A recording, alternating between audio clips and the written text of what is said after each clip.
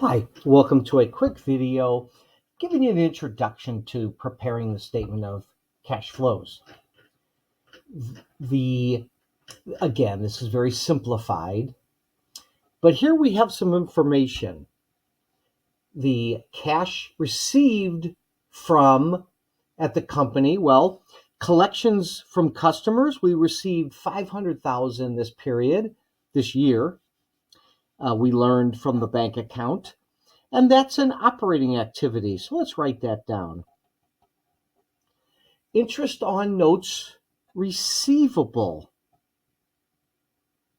That's an operating activity. Collection of note receivable. That's an investing activity. The difference being that the interest on the note receivable, that is the fruit of our investment, and it is shown on the income statement and in the operating section of the cash flow statement. The collection of the note receivable is the ultimate end of the investment. That's the investing activity. And then the operating activity is making money from that investment. It's no different than the fact that when we buy property, plant, and equipment, we put it in the investing activity section. But when it helps us make revenue from customers, we put those fruit of the dollars of that in the operating activity section. Sale of investments, that also is an investing activity. And then issuance of note payable, that's a financing activity. That'll help us finance the business. Purchase of inventory, that's an operating activity. Interest on notes payable, that's an operating activity. That's the expense associated with financing our business. Purchases of equipment, those are investing activities. We're purchasing those equipment, we're investing in our business to make more profit. Salaries to employees, that's an operating activity because those employees helped us make money this year. Payments on note payable, that's a financing activity. And then dividends paid to shareholders is also a financing activity. It's they finance our business, those shareholders, and this is a return of a little of the money to them that we have earned on their behalf. The cash balance began the year at $20,000 and it ended the year at $135,000. So we're going to show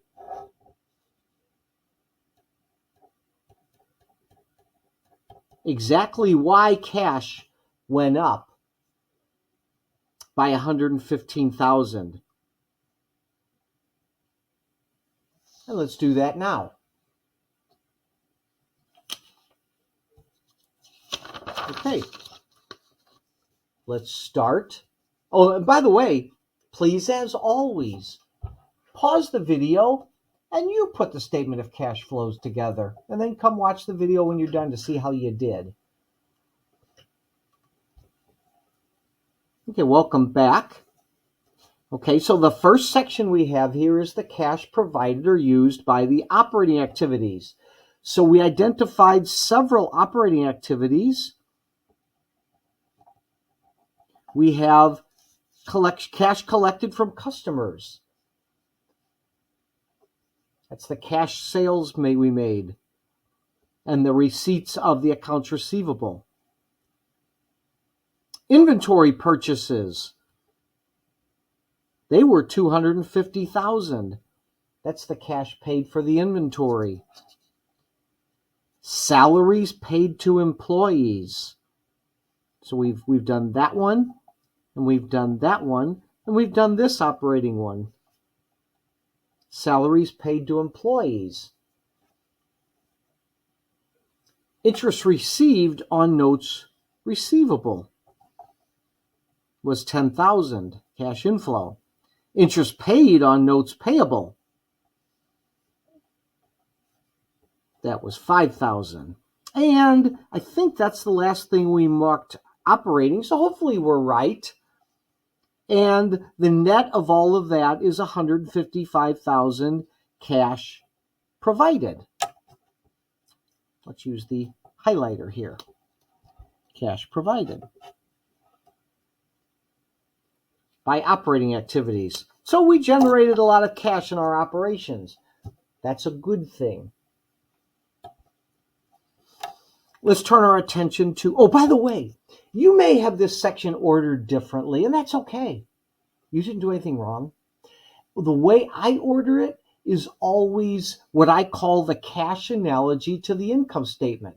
So remember, on the income statement, we often put sales minus cost of goods sold, minus the operating expenses, minus the other expenses, the non-operating.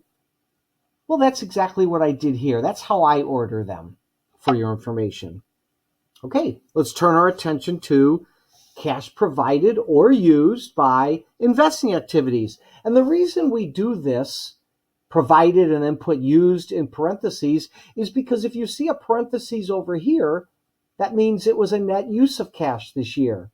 If you don't see those parentheses, that was a net cash provided this year. Same thing in the investing activities section. We used, hence parentheses, cash for equipment purchases of 75,000, I'm sorry. So let's check that off. Yet another one of these. Cash collections of note receivable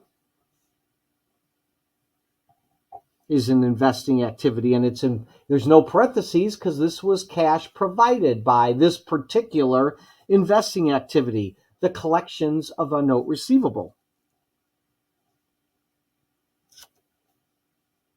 Cash received from sale of investments is our last investing activity.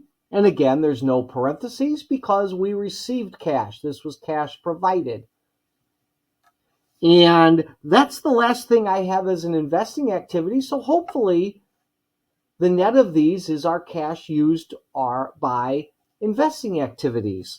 We'll know whether we're missing anything at the end because they won't net to the change in cash. So we'll check that later. So here we have cash used by investing activities of 30,000 net. Let's go to the financing activities section. Cash provided or used by financing activities. Cash received from issuance of note payable was 80,000. Principal payments on notes payable was an outflow of 40,000. Hence, it's cash used, and therefore the parentheses. We used cash to make principal payments on our notes payable, probably to the bank.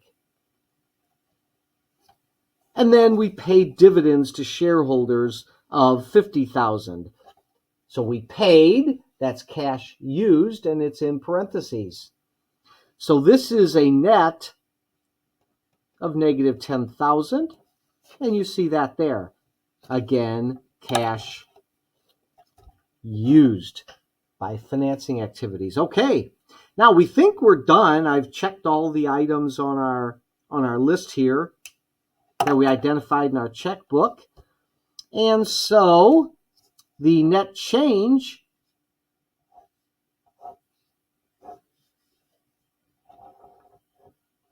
is 115,000.